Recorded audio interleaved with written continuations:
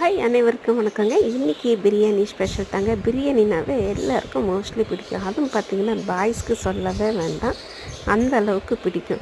அதுவும் பிரியாணியில் பார்த்திங்கன்னா எத்தனை வகைகள் இருக்குது. மஷ்ரூம் பிரியாணி இருக்குது, ப்ரான் பிரியாணி இருக்குது, சிக்கன் பிரியாணி இருக்குது, பன்னீர் பிரியாணி இருக்குது, இப்படி சொல்லிக்கிட்டே போகலாம்.